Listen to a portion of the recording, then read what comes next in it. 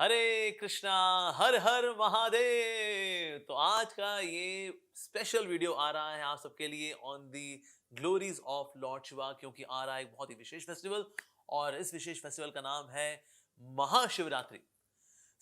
ये वीडियो बहुत ही रोचक होने वाला है। इसमें हम काफी कुछ जानेंगे शिव जी के बारे में, क्योंकि ना शिव जी का जो तत्व है बहुत ही गुह्यतम तत्व है। जिस तरह से कृष्ण तत्व, राधा तत्व, गुरु तत्व, धाम तत्व, ये सब बहुत ही अचिंत्य तत्व हैं। नाम तत्व अचिंत्य तत्व है। तो इन सारे अचिंत्य तत्वों में एक बहुत ही अधिक अचिंत्य तत्व है शिव जी का तत्व, रुद्र तत्व, सदाशिव तत्व। तो आज हम इस वीडियो में शिव जी के ऊपर चर्चा करने वाले हैं। अक्सर कुछ लोग सोचते हैं कि ना ये इस्कॉन वाले हैं, हरे कृष्णा वाले हैं, ये तो शिव जी का गुणगान करते ही नहीं है। पर एक्चुअली आज हम शिव जी का गुणगान करेंगे और तात्विक शास्त्रिक गुणगान करने वाले हैं आज हम शिव जी का। तो शिव जी के आशीर्वाद की याचना करते हुए, उनके चरण कमलों में वंदन करते हुए हम उनकी कृपा की याचना करें कि आज हम शिव जी के बारे में बेहतरीन से बेहतरीन, अति उत्तम शब्दों में उनका गुणगान कर सकें और उनकी कृपा की याचना कर सकें। महाशिवरात्रि आ रही है, तो शिवरात्रि भी हमने सुना हुआ है, ये महाशिवरात्रि भी सुना हुआ है। ये भला महा क्यों लगा दिया गया? ये शिवरात्रि, महाशिवरात्रि, क्या मामला क्या है भला? वैसे तो हर महीने की कृष्ण पक्ष की जो चतुर्दशी होती है उसमें आती है शिवरात्रि। तो आप जानते हैं कि हर महीने शुक्ल पक्ष भी होता है और साथ ही कृष्ण पक्ष भी होता है, और कृष्ण पक्ष की चतुर्दशी को हम मनाते हैं शिवरात्रि, यानी कि महीने में एक बार आती है शिवरात्रि। लेकिन फाल्गुन मास में जो कृष्ण पक्ष होता है उसकी चतुर्दशी को हम मनाते हैं महाशिवरात्रि। तो भला हुआ क्या भला उस दिन? What is so special about Mahashivratri? तो एक बहुत ही फेमस जो रीजन हम जानते हैं महाशिवरात्रि का जो महा फेस्टिवल है, ये इसलिए मनाया जाता है क्योंकि शिव जी का पार्वती जी के साथ विवाह हुआ है। कुछ लोग लगता है शायद इस दिन शिव जी का जन्म हुआ होगा। शिव जी तो अजन्मे हैं, अविनाशी हैं, दिव्य हैं, तो इसीलिए उनका जन्म नहीं होता। लेकिन हाँ, उस दिन पार्वती मैया का और शिव जी का विवाह होता है। साथ ही एक और कारण है कि इसी दिन भगवान शिव जी ने हलाहल विष पिया था। जब समुद्र मंथन हुआ तो समुद्र मंथन में उस विष की वजह से कोलाहल मच गया था, पूरा जो ब्रह्मांड है वो नष्ट हो सकता था। लेकिन करुणा दिखाते हुए शिव जी ने इसी दिन हलाहल विष का पान किया था। और तीसरा महत्वपूर्ण कारण है कि इसी दिन शिव जी ने शिवलिंग के रूप में अपना विस्तार किया था, शिवलिंग को प्रकट किया था। तो शिवलिंग के ऊपर हम ऑलरेडी वीडियो बना चुके हैं यूट्यूब में, कई लोगों ने उसको देखा हुआ है कि वास्तव में शिवलिंग क्या है। कई बार कुछ ऐसे लोग जो कि सनातन धर्म से ईर्ष्या द्वेष करने वाले हैं, उनको लगता है ये देखो क्या करते हैं, तो लिंग की पूजा करते हैं। मूर्तियों की पूजा, प्राइवेट पार्ट्स की पूजा कहीं को कर रहे हैं? क्यों कर रहे हैं प्राइवेट पार्ट्स की पूजा? मैं ये पूछ रहा हूँ। वेदा गीता के अगेंस्ट जाके, श्री राम श्री कृष्णा के खिलाफ जाके प्राइवेट पार्ट्स की पूजा क्यों? आप कहाँ थे ज्ञानी बाबा? सर, लिंग का मतलब यहाँ सिंबल है। लिंग का मतलब है उद्गम स्थान, जहां से विस्तार होता है उसको बोलते हैं लिंग। तो इसमें हमने ऑलरेडी चर्चा की हुई है, आप देख सकते हैं यूट्यूब पे वीडियो। उसमें हम लोग बहुत डिटेल में नहीं जाएंगे, लेकिन हाँ, महाविष्णु का जो ग्लैंस है वो है महाकाल शक्ति। वो महाकाल शक्ति जो है, वो जब प्रकृति पर जब दृष्टिपात होता है भगवान विष्णु का, तो भगवान महाविष्णु के इस दृष्टिपात से सारी जीवात्मा प्रकृति के अंदर प्रवेश करती हैं। तो ये जो ग्लैंस है, this glans is having eternal form as Sadashiv. तो इस प्रकार से ये पार्वती और शिव जी का ये युगल रूप है, तो अभी बन जाता है शिवलिंग। तो यहां पर लिंग का मतलब ये नहीं that they are private parts of lord Shiva. अगर लिंग का मतलब वाकई में वो लिंग होता है, दैट मींस पीनस, फिर तो बोलते हैं स्त्रीलिंग, then it doesn't make sense. जिन्होंने बायोलॉजी पढ़ी हुई है, they know that, then doesn't make sense at all. So ling means symbol, ling means the point of origin of the universe. तो हमने सोचा इस वीडियो में थोड़ा सा उसको भी छुएंगे, लेकिन already we have since covered this topic. But yes, today we are going to discuss about Shiv तत्व from the शास्त्रास। शिव जी का तत्व बहुत ही विशेष तत्व है, वास्तव में भगवान विष्णु का ही एक्सटेंडेड तत्व है। यस, तो इससे कोई सोचे कि कोई व्यक्ति शिवजी बन सकता है, ऐसा बिल्कुल भी नहीं है। हम शिव कभी बन ही नहीं सकते, क्योंकि वास्तव में ये शिव तत्व एक बहुत ही विशेष तत्व है, इनइमिटेबल तत्व है, यानी कि कोई भी जीवात्मा शिव नहीं बन सकती। हालांकि हमने देखा कभी कभी लोग इस दुनिया के अंदर when they give false wrong interpretations about Lord Shiva, they insult Lord Shiva। जैसे मैं एक साधु महात्मा जी को सुन रहा था, तो वैसे तो वो गुरु माने जाते हैं इंटरनेट के ऊपर, काफी विख्यात भी हैं, लेकिन उनके अनुसार शिव जी हैं नथिंगनेस। यस, तो उनके जो फॉलोअर हैं कभी कभी उनको डिफेंड करते हुए उनको बोलते हैं नहीं नहीं नहीं, he is saying that lord Shiva is no thingness, that means he is not a thing, he is a being. अरे बाबा ये तो सबको पता ही है that he is a being, he is not a thing. So to say he is no thingness, and that's why he is mentioned as nothingness. Well, ऐसा नहीं है, he is not that he is nothingness. हाँ ये कह सकते हैं कि उनमें कोई मटीरियल तत्व नहीं है, there is no matter present in his divine form. ये कहना सही होगा, लेकिन हम कहें कि वो नथिंग है या नथिंगनेस personified है, no, it is wrong. Somewhere it is an insult of Lord Shiva. Although such people they say that we are slaves of Lord Shiva, but that Lord Shiva is nothingness, is an insult, because Lord Shiva is Satchidananda Vigraha. उनका तो divine form है. Yes, तो ऐसे divine form वाले Lord Shiva को अगर कोई बोले he is nothingness is an insult. और कुछ ऐसे भी हैं जो कि मान बैठे हैं कि ना हम भी शिव जी बन सकते हैं. शिव वो जो कि संसार को छोड़ चुके हैं, जिसने सब प्रकार की आसक्तियां त्याग दी हैं. तो ऐसी स्थिति को जो अचीव करने वाला व्यक्ति है वो कहलाता है शिव. तो यानी कि अगर आपने भी संसार के मोह को त्याग दिया है, आसक्तियों को त्याग दिया है, तो आप भी शिव बन सकते हैं. और ये अपने आप में रॉन्ग कंसेप्शन है. यस, और ऐसे कई फिलोसफर्स हैं जो कि शिव बनना चाहते हैं कि तपस्या करेंगे, साधना करेंगे और फिर एक दिन हम शिव बन जाएंगे. यस, अच्छा तो उसके लिए आप क्या करते हैं? हम उसके लिए माता पार्वती से हम प्रार्थना करते हैं, हे माँ मुझे माया से निकाल, क्योंकि प्रकृति का स्वरूप रूप तो आप ही हैं, इसलिए माया से निकालने वाली है कौन? आप ही हैं. हे माँ पार्वती, हे माते कृपा करे माते. Yes, I am not this body, I am the soul, शिवोहम, आई एम शिवा. यस, और इस तरह से मैं शिव बन जाऊंगा. शिवोहम, मैं ही शिव बन जाऊंगा. अच्छा फिर उसका क्या होगा? Then Parvati will become my wife. Wow, what an interesting philosophy, कि जिनको आपने माँ के रूप में माना फिर बाद में जाके वो आपकी पत्नी बन जाएंगी. Can we become Shiva? Absolutely not. Shiva ji भी हमारे लिए पूजनीय हैं और माता पार्वती भी हमारे लिए पूजनीय है. सो गौरी शंकर, पार्वती मैया और शिव जी की पूजा उपासना करना, उनकी सेवा करना, ये किसी का ध्येय हो तो समझ में आता है. नहीं कोई ये सोचे हम ध्यान लगाएंगे और ध्यान लगा करके पवित्र हो जाएंगे, उसके बाद फिर एक दिन हम शिव बन जाएंगे. We will merge into Shiva. Why you don't want to serve lord Shiva? आप शिव जी की सेवा क्यों नहीं करना चाहते? आप शिव जी के साथ एक क्यों होना चाहते? तो कहीं ना कहीं ये सेवा के प्रति प्रवृत्ति में खोट है. यस, वो भावना नहीं है शिव जी की सेवा करने की. इसीलिए इस प्रकार की फिलॉसफीज आती रहती है. शिवो हम, यहाँ हम ही शिव हैं, यहाँ शिव में विलीन होना है, यहाँ शिव जी के शरीर से निकलने वाले प्रकाश में विलीन होना है. तो ये सब के सब बोगस फिलॉसफीज हैं. To call lord Shiva as nothingness और to say I can become lord Shiva, I can merge into the body of lord Shiva. तो इस प्रकार की बहुत सारी भ्रांतियां हैं. एक और जो बड़ा फेमस सॉन्ग आपने सुना होगा यूट्यूब पे, आग लगे चाहे बस्ती में, बाबा तो रहता मस्ती में. यही नहीं, अभी और सुनिए. आग है मेरे खेत की, तुझे मिल रहा कोई और है. हरी हरी पत्तियों को पिसवा के सूखा दो, शिवरात्रि की रात्रि सब में बंटवा दो.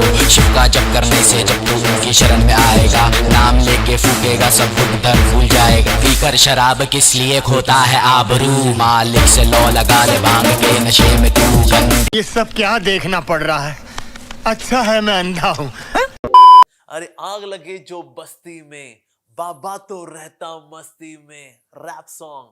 यस, पर कौन सी मस्ती में रहता है वो? तो अक्सर कभी कभी लोग अपने खुद के चिल्लम को, यानी खुद की जो स्मोकिंग की आदतें हैं, नशा करने की आदतें हैं, उसको जस्टिफाई करने के लिए शिव जी को अपना रोल मॉडल के रूप में दिखाते हैं. और मैंने तो ऐसी पेंटिंग्स भी देखी हैं जिसमें शिव जी बैठे हुए हैं और उनके हाथ में चिल्लम है. अरे बाबा, शास्त्रों में भला कहाँ दिया है कि शिव जी ने चिल्लम पी हो और ऐसे करके धतूरा लेके बैठे हो? Never ever. He is purest of the pure. So ऐसा बिल्कुल भी नहीं है. लेकिन हाँ, ऐसे गाने निकल जाते तो लगता है शायद बाबा तो रहता मस्ती में. हालांकि logically does not make sense at all कि शिवजी जैसा करुणामय व्यक्ति, अगर देखिए कि किसी बस्ती में आग लगी हुई है, फिर ही बाबा मस्ती में रहेगा. अरे आग लगे चाहे बस्ती में, बाबा तो रहता मस्ती में. पर कौन सी मस्ती में? और ये कौन सी मस्ती है जिसमें कि बस्ती में आग लगी लेकिन वो करुणा नहीं दिखा रहे? वो करुणा दिखाएंगे और अपनी करुणा से उस आग को बुझा देंगे, बिकॉज दैट्स लॉर्ड शिवा. हलाहल विष पी करके वास्तव में उन्होंने क्या किया? हलाहल विष पी करके उस विष से जो कि पूरी दुनिया पूरी उससे जल के राख हो जाती, उसे करुणावश बचाया. That's Lord Shiva. सो आग लगे चाहे बस्ती में, बाबा तो रहता मस्ती में, does not really match with the personality of lord Shiva because he is so amazing. That's Lord Shiva. लेकिन बाबा जी अगर रहते हैं मस्ती में तो भला हमारे बाबा यानी भोलेनाथ जी, शिव जी, भला कौन सी मस्ती में रहते हैं? वो मस्ती में रहते हैं, भगवान के नाम की मस्ती में रहते हैं. तो एक बहुत ही सुंदर श्लोक आता है जो कि वास्तव में स्वयं श्री चैतन्य महाप्रभु ने in the glories of lord Shiva, Shiva ji की महिमा में बोला है. और ये श्लोक इस प्रकार से है. श्री राम गोविंद मुकुंद शौरे, श्री कृष्ण नारायण वासुदेव, इत्यादि नामामृत पान मत्त, भृंगादिवायाखिल दुख हंतरे. ओ श्री राम, ओ गोविंद, ओ मुकुंद, ओ शौरी, ओ श्री कृष्ण, ओ नारायण, ओ Vasudev, I offer my obeisances unto you, Shri Shiva, who are the monarch ruling all over the bee-like devotees who are mad to drink the nectar of these and other innumerable names of Hari and who thus destroys all grief. तो ये वो शिव जी हैं जो कि भगवान श्री कृष्ण के नामों में मत्त रहते हैं. बाबा तो रहता मस्ती में, लेकिन किस मस्ती में रहते हैं? वो मत्त रहते हैं तो भगवान श्री कृष्ण के नामों में मत्त रहते हैं. इसलिए उनका नाम है नीलकंठ. कुछ लगता है कि ना उन्होंने हलाहल विष पिया और हलाहल विष उनके गले में गया, फिर उसने केमिकली रिएक्ट कर दिया होगा उनके गले में, बिकॉज विष बहुत हेवी ड्यूटी था ना, इसीलिए फिर गले में रिएक्शन हो गया होगा और फिर ना वो जो है ना, ये जो है ना, वो जो है ना, उनका गला जो है ना वो नीला हो गया. ये एक एक्सटर्नल कारण है.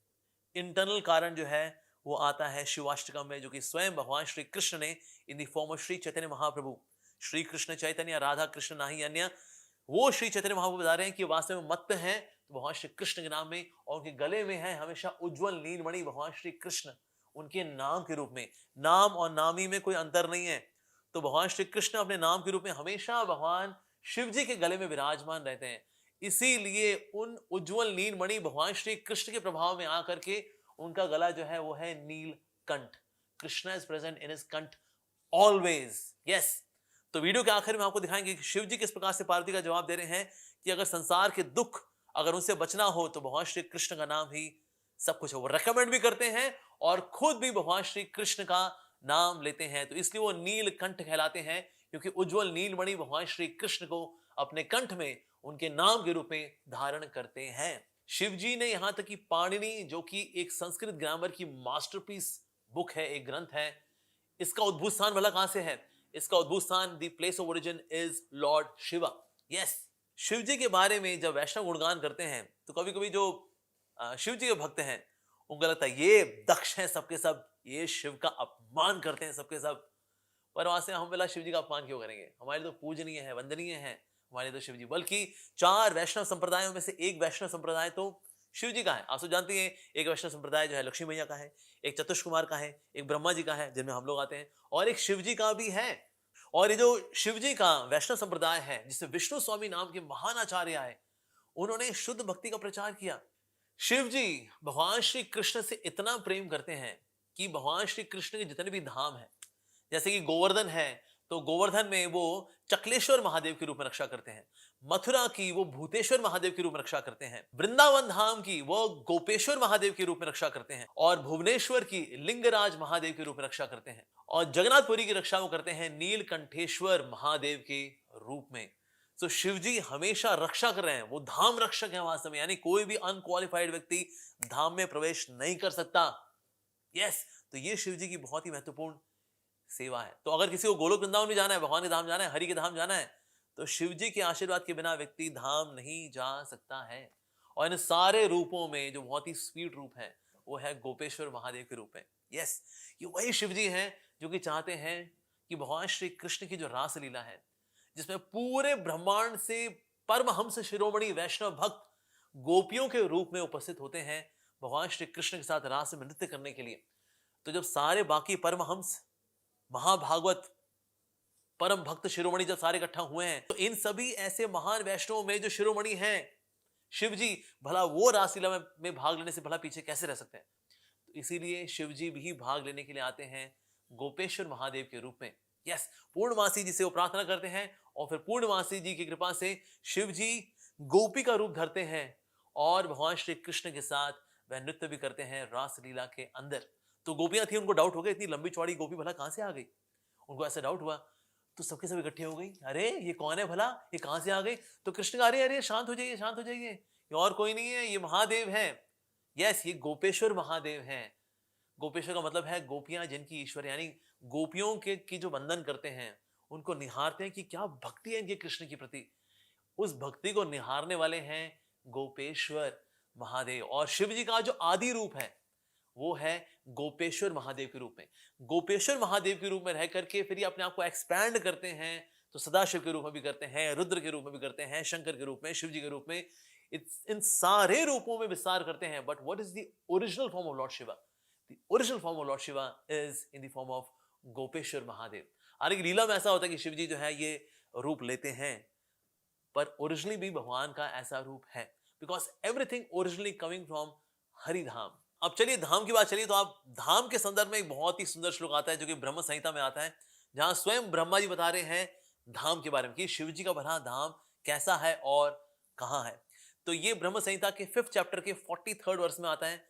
तो ये श्लोक आप देख सकते हैं आपकी स्क्रीन पे। गोलोकनाम्नि निज धाम्नि तले च तस्य देवी महेश हरिधामेषु तेषु तेषु ते ते प्रभाव निश्चया विहिताश्च येन गोविंदमादि पुरुषं तमहं भजामि। Lowest of all is located Devi Dham, that means material world, ये संसार। Next above it is Mahesh Dham, abode of Lord Mahesha, यानी शिव जी। Above Mahesh Dham is placed Hari Dham, abode of Lord Hari, यानी वैकुंठ धाम। And above them all is located Krishna's own realm known as Goloka. I adore the primeval Lord Govinda who has allotted their respective authorities to the rulers of those graded realms. तो यानी भौतिक जो जगत है ये तो है देवी धाम, ये तो भौतिक प्रकृति है, तो प्रकृति इज देयर एज देवी धाम। तो प्रकृति यानी भौतिक प्रकृति के परे जो पहला धाम है, दिव्य धाम है, वो है महेश धाम। तो ये जो धाम है शिव जी का यानी महेश धाम, इसके 2 पार्ट हैं। इसका एक पार्ट है जिसको बोलते हैं महाकाल धाम, और दूसरा जो पार्ट है उसको बोलते हैं सदाशिव लोक। तो सदाशिव लोक में सदाशिव स्वयं विराजते हैं, और सदाशिव देखा जाए तो वास्तव में ये स्वयं विष्णु का ही विस्तार है। यस, तो इसलिए जो लोग बोलते हैं ना हरि और हर में कोई अंतर नहीं है, ये बात बिल्कुल सही है। हरि और हर में कोई अंतर नहीं है, क्योंकि हरि और हर वास्तव में एक समान ही है। तो वहां पर विष्णु तत्व के रूप में स्वयं सदाशिव विराजते हैं। The original form of lord Shiva is there in Sadashiv Lok, और साथ ही इसी लोक का पार्ट है महाकाल धाम। फिर इस धाम के ऊपर आता है हरि धाम यानी वैकुंठ धाम, जिसमें भगवान श्री नारायण के और उनके जितने भी अवतार हैं उनके वैकुंठ धाम आते हैं। They are spherical in shape, और साथ ही गोल्डन इफल्जेंस होती है इनकी। और सबसे ऊपर जो कमल रूप में धाम है, वैकुंठ धाम है भगवान श्री कृष्ण का, but that's not spherical, that's in the form of a lotus, and that is Golok Vrindavan of Lord Shri Krishna. तो बोला कृष्ण में और शिव जी में क्या कनेक्शन है?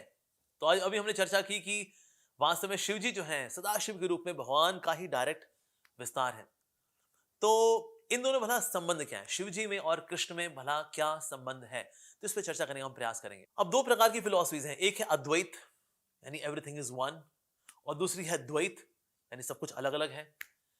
तो दोनों का ही बहुत ही सुंदर समन्वय होता है अचिंत्य भेद अभेद तत्व सिद्धांत के अंदर, which is given by Shri Krishna Chaitanya Mahaprabhu, which is the form of Shri Radha and Krishna, who happened to be there 500 years ago in the form of Shri Krishna Chaitanya Mahaprabhu. So Dvaita और अद्वैत दोनों की बातों का बड़ा सुंदर समन्वय होता है अचिंत्य भेद अभेद तत्व सिद्धांत के रूप में, जो कि हमें दिया है स्वयं श्री कृष्ण चैतन्य महाप्रभु ने, जो कि श्री राधा कृष्ण का युगल रूप है। तो आइए हम चर्चा करते हैं उस भाग की जिसमें कि बात यह साबित होती है कि there is oneness between Krishna and Shiva ji, कि हरि और हर में अंतर नहीं है। तो ऐसे कुछ श्लोक भी हैं जिनमें हम चर्चा करेंगे, जैसे वामन पुराण में आता है ब्रह्म विष्णीश रूपाणि त्रीणि विष्णुर महात्मनः ब्रह्मणि ब्रह्म रूपः स शिव रूप शिवे स्थितः पृथग्गेवे स्थितो देवो विष्णु रूपी जनार्दनः। इसकी ट्रांसलेशन इस प्रकार से है, Brahma Vishnu and Shiva are the 3 forms of the supreme self Vishnu. भगवान जनार्दन यानी भगवान श्री कृष्ण ही हैं जो कि 3 रूपों में अपना विस्तार करते हैं, whose own form is that of Vishnu, though situated in Brahma in the form of Brahma and in Shiva in the form of Shiva, is established exclusively in his own independent form. तो क्या संबंध है हरि और हर में? इसको हम समझेंगे शाखा शाखी न्याय से। शाखा शाखी न्याय, ये तो नई चीज हमने को सुनी। यस, तो एक होती है शाखा और एक होता है शाखी, यानी जिससे शाखा निकली होती है। क्या दोनों में अंतर कोई होता है? नहीं होता, लेकिन अंतर होता भी है। एक ट्रंक है और एक ब्रांच है, लेकिन इनमें देखा जाए तो अंतर नहीं भी है। तो किस प्रकार से शाखा और शाखी आपस में संबंधित हैं?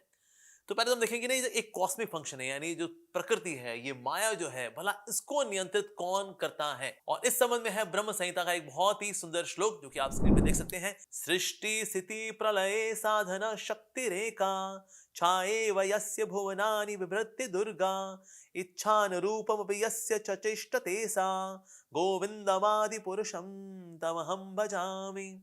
The external potency Maya, who is of the nature of the shadow of the चित potency, यानी कि भगवान की spiritual potency की छाया है माया शक्ति, ये सृष्टि जो हम देख रहे हैं आसपास, is worshipped by all people as Durga, तो दुर्गा के रूप में पूजी जाती हैं, और यही दुर्गा है जो कि भगवान शिव जी की अर्धांगिनी है। And she is the creating, preserving and destroying agency of this mundane world, जिस संसार में हम लोग रहते हैं, इसको बनाने वाली, इसको संभालने वाली और इसको नष्ट करने वाली है माया देवी। I adore the primeval Lord Govinda in accordance with whose will Durga conducts herself. So अगर माया शक्ति कोई कार्य करती है, यानी कि सृष्टि करती है, उसको मेंटेन करती है, और साथ ही फिर प्रलय यानी कि उसको नष्ट भी करती है, ये सारे कार्य करती है, तो इच्छानुरूप किसका है भला? भगवान श्री कृष्ण। तो भगवान श्री कृष्ण के अनुरूप रह करके ये सारे चेष्टाएं, ये सारे कार्य माया देवी कर पाती हैं। ओके, तो अब ये कॉस्मिक फंक्शन यानी कि ब्रह्मांड को चलाना, ये दुनिया को चलाना, ये भगवान चलाते हैं। माया जो है इनके अंडर में कार्य करती है। तो भगवान क्या माया के टच में रहते हैं? क्योंकि अगर माया को चलाना तो माया के टच में रहना पड़ेगा ना। नो, तो भगवान माया शक्ति के टच में तो स्वयं नहीं आते, लेकिन हाँ, भगवान अपना एक ऐसा विस्तार करते हैं जो कि माया के टच में आता है। माया से दूषित नहीं होता, पर माया के टच में आता है, and that form is that of her. यहाँ शिव जी जो है वो माया के संपर्क में आते हैं, माया से दूषित नहीं होते, लेकिन आप माया को स्वीकार करते हैं, क्योंकि यहाँ पर अब सृष्टि का कार्य होना है। तो हम कहेंगे माया के द्वारा दूषित हो जाएंगे शिव जी? नहीं, because that's a form of the lord himself. So अगर कोई सोचे भी कि नहीं नहीं ऐसे कैसे, कुछ तो कंटेमिनेशन होगा, 0.0000001% अगर वो सोचना है तो सोच सकता है, लेकिन वास्तव में he is pure. Lord Shiva is all pure. तो वास्तव में पूरे प्रकृति को चलाने के लिए, कॉस्मिक फंक्शंस को आगे चलाने के लिए भगवान अपना विस्तार करते हैं शिव जी के रूप में।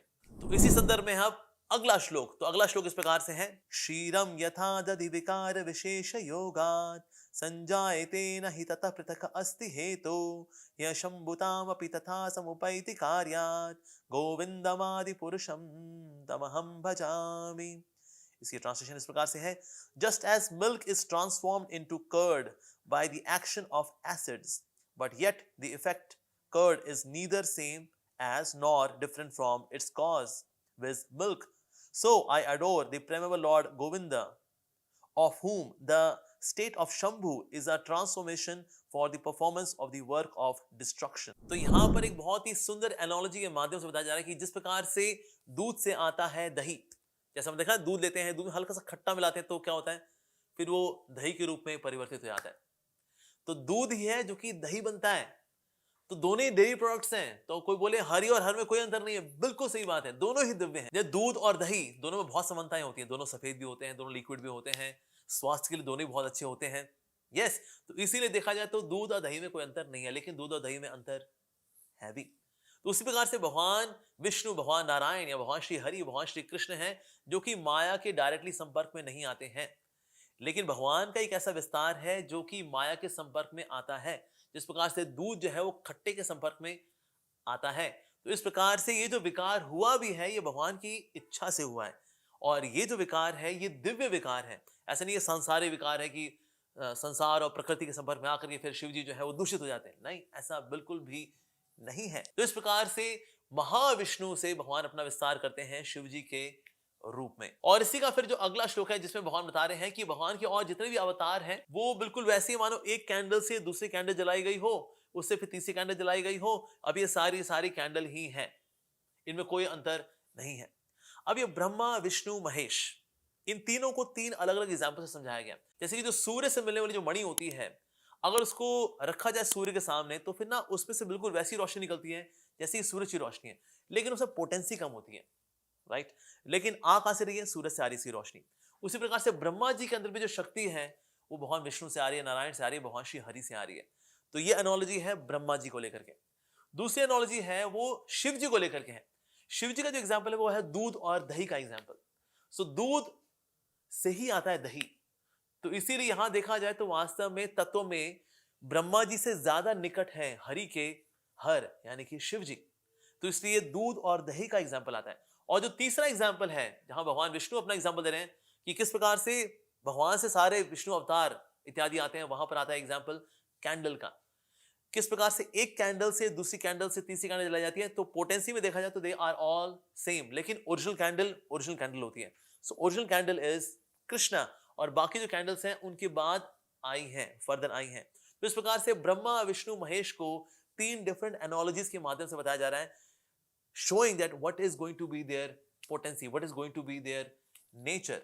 तो ब्रह्मा जी को बताया गया मणि के रूप में, शिव जी को दही और दूध के एग्जाम्पल से, और विष्णु ने स्वयं यानी भगवान श्री कृष्ण जब विष्णु के रूप में विस्तार करते हैं तो कैंडल के रूप में बताया गया एग्जाम्पल, समझाने के लिए कि किस प्रकार से वो अपनी पोटेंसी को एग्जिबिट करने वाले हैं। तो शिव जी का ये तो दिव्य रूप देख लिया हमने गोपेश्वर महादेव के रूप में, सदाशिव के रूप में, लेकिन इस दुनिया के अंदर भगवान शिव जी अपना विस्तार करते हैं रुद्रों के रूप में। तो रुद्र के रूप में भगवान कैसे प्रकट होते हैं, तो इसके बारे में चर्चा आती है लघु भागवतामृत नाम के दिव्य ग्रंथ के अंदर। ये श्लोक इस प्रकार से है, रुद्र एकादश व्यूहस ततस्तनुर अप्यसौ प्राय पंचनानास्त्रयक्षौ दाशा बहुर उदीर्यते।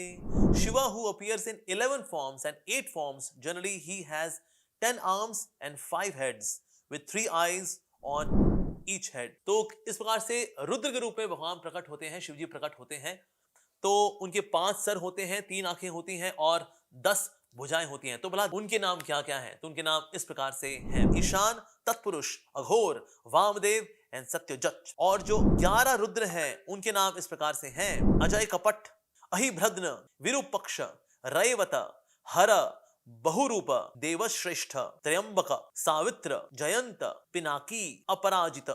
इसके अलावा जो 8 रुद्र हैं जो कि अलग अलग स्थानों में पाए जाते हैं उनके नाम इस प्रकार से हैं, शार्व जो पृथ्वी में पाए जाते हैं, भव जो जल में पाए जाते हैं, ईशान जो अग्नि में पाए जाते हैं, पशुपति जो वायु में पाए जाते हैं, भीम जो कि आकाश में पाए जाते हैं, रुद्र जो कि सूर्य में पाए जाते हैं, महादेव जो चंद्र में पाए जाते हैं, और आखिरी उग्र जो कि उन ब्राह्मणों में पाए जाते हैं जो कि वैदिक यज्ञ इत्यादि करते हैं। शिव जी जो रुद्र के रूप में अपना विस्तार करते हैं, तो भला इनकी उत्पत्ति कहां से होती है, तो इस बारे में भी लघु भागवतामृत के अंदर बड़ा सुंदर श्लोक आता है। ये इस प्रकार से है, विधेर ललित जन्मस्य कदाचित कमलापते कालाग्नि रुद्र कल्पन्ते भवेत संकर्षणादपि। Sometimes he is born from Brahma's forehead. जब चतुष्कुमारों ने विवाह करने से मना कर दिया, गुस्से में जब आए ब्रह्मा जी तो उनकी भ्रुकुटी से निकले Rudra. And other times from विष्णु's forehead, and at the kalpa's end he is born from Lord Sankarshan as the fire of time। अब शास्त्र के लिए देखा जाए तो कुछ ऐसे शास्त्र भी हैं जो कि शिव जी का गुणगान करते हैं, कुछ ऐसे शास्त्र भी हैं जो कि अग्नि का गुणगान करते हैं, ब्रह्मा जी का गुणगान करते हैं, देवी माँ का गुणगान करते हैं, और बाकी विष्णु का, भगवान श्री कृष्ण का गुणगान भी करते हैं। तो लोग कंफ्यूज होते रहते हैं, भला तो फिर किस शास्त्र को फॉलो करें वाले हम? तो अक्सर लोग कंफ्यूज होते रहते हैं कि हम भला किस शास्त्र को फॉलो करें, किसी पुराण के अंदर इनका गुणगान, किसी शास्त्र के अंदर, किसी पुराण के अंदर इनका गुणगान। तो इसी संदर्भ में एक बहुत ही सुंदर श्लोक है प्रकाश संहिता से। तो प्रकाश संहिता के अनुसार 18 पुराणों को 3 कैटेगरी बांटा गया है। तो 6 पुराण है सतगुणी लोगों के लिए, 6 पुराण है रजोगुणी लोगों के लिए, और 6 पुराण है तमोगुणी लोगों के लिए। यानी पुराण तो सारे के सारे दिव्य हैं, लेकिन जैसे लोग होंगे यानी तामसिक लोग होंगे उनके लिए कौन से पुराण, जो रजोगुणी लोग होंगे उनके लिए कौन से पुराण, सत्वगुणी लोगों के लिए उनके लिए कौन से पुराण, और जो परमहंस बनना चाहते हैं उनके लिए भला कौन सा पुराण है। तो ये दिया गया है प्रकाश संहिता के अंदर, और साथ ही कुर पुराण के अंदर भी दिया गया है, मत्स्य पुराण के अंदर भी दिया गया है, पद्म पुराण के अंदर भी दिया गया है। तो यहाँ पर हम कुछ रेफरेंसेस उसमें से आपके आगे शो कर रहे हैं। तो ये रेफरेंसेस इस प्रकार से हैं, वाराहं वैष्णवं पाद्मं वायु प्रोक्तम च गारुणम श्रीमद् भागवतम चैव सात्विकानीति ही श्रुति। अर्थात Varaha, Vishnu, Padma, Vayu, Garuda and Shrimad Bhagavata Purana are the sattvic Puranas. इसी प्रकार से कुछ पुराण हैं जो कि रजोगुणी लोगों के लिए हैं। इनके नाम भला क्या क्या हैं, ब्रह्मांडम ब्रह्म वैवर्तम मार्कंडेयम च वामनम भविष्यम नारसिंहम च राजसानी सदैव ही। ब्रह्मांड पुराण, ब्रह्म वैवर्त पुराण, मार्कंडे पुराण, वामन पुराण, भविष्य पुराण और नरसिंह पुराण, ये आते हैं राजसिक कैटेगरी में, अर्थात राजसिक लोगों के लिए है।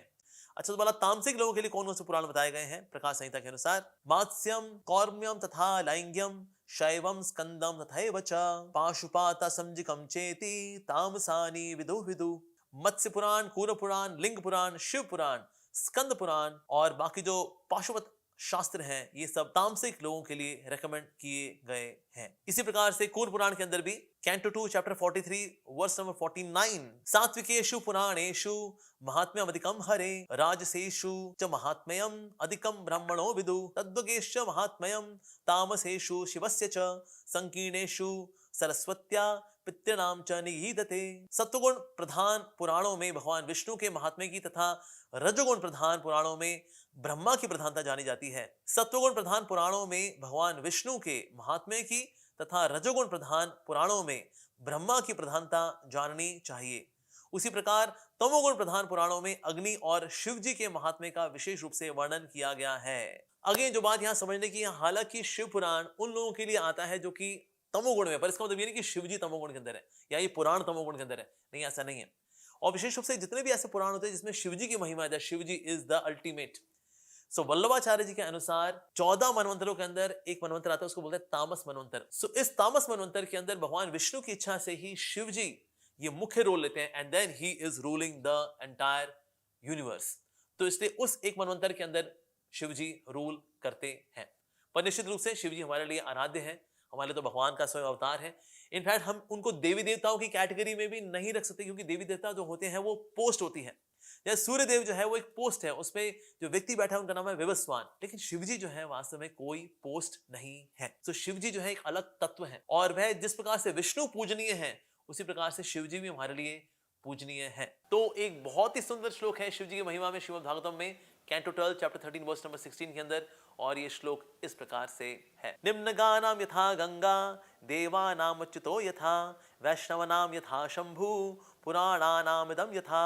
Just as Ganga is the greatest of all the rivers, Lord Achyut, the supreme among deities, and Lord Shambhu, Shivji, the greatest of Vaishnavas, so Srimad Bhagavatam is the greatest of all Puranas. तो सारे पुराणों में श्रीमद् भागवतम सर्वश्रेष्ठ है। पूजनीय वस्तुओं में, पूजनीय व्यक्तियों में अच्युत भगवान श्री केशव, भगवान श्री कृष्ण सर्वश्रेष्ठ हैं। नदियों में गंगा सर्वश्रेष्ठ है, और सारे वैष्णवों में, हरि के भक्तों में शिवजी सर्वश्रेष्ठ हैं। सो इस वीडियो के आखिर में हम लेंगे recommendation from lord Shiva himself. Padma Purana के अंदर कथा आती है जिसमें कि पार्वती मैया बता रही है कि भला कलयुग का क्या हाल है। तो उन्होंने अपने पति से पूछा भला इसका सॉल्यूशन क्या है। तो पार्वती मैया का सवाल जो है इस प्रकार से है। पार्वती उवाच घोरे कलियुगे प्राप्ते विषयाग्राहे संकुले पुत्रदार धनास्त्यातेर तत्कथम धारते विभु तदुपाय महादेव कथयस्व कृपानिधे। तो यहाँ पार्वती मैया पूछ रहे हैं कि धन, पुत्र, ये जो संसार में इतना कलह कलेश है, तो हे कृपा निधि, हे शिवजी बताइए इसका क्या समाधान है। तो शिवजी ने ये जो कलयुग में होने वाली इतनी समस्याएं हैं, तो संसार के दुखों से बचने का भला क्या तरीका बताया। तो शिवजी बोल रहे हैं अगला श्लोक। तो ये श्लोक इस प्रकार से है। ईश्वर उवाच हरेर नाम हरेर नामैव केवलम हरे राम हरे कृष्ण कृष्ण कृष्णेति मंगलम। तो यहाँ पर शिव जी साफ साफ बता रहे हैं कि अगर आपको चाहिए ना आपका जीवन मंगल में हो जाए, सारे कष्ट हट जाए, तो फिर हरेर नाम हरेर नामैव केवलम। तो हरि का नाम ही है केवलम। तो इसमें भला कौन सा नाम आप रेकमेंड कर रहे हैं। तो इसमें जो नाम वो रेकमेंड कर रहे हैं वो है हरे कृष्ण महामंत्र। तो इसलिए हरे राम हरे कृष्ण कृष्ण कृष्णेति मंगलम एवं वदन्ति ये नित्यम न ही ता बंधने कली। तो ऐसा व्यक्ति जो कि इस प्रकार से भगवान श्री कृष्ण का नाम लेगा, हरे कृष्ण महामंत्र का जप करेगा, तो वह कलयुग के बंधनों में बंधने वाला नहीं है। अंतरांत कर्माणि कृत्वा नमानि च स्मरेत। तो शिव जी यहाँ बता रहे हैं कि आप जो कार्य कर रहे हैं करते रहिए, लेकिन आप जो भी कार्य कर रहे हैं उसमें भगवान श्री कृष्ण के नामों को जोड़िए।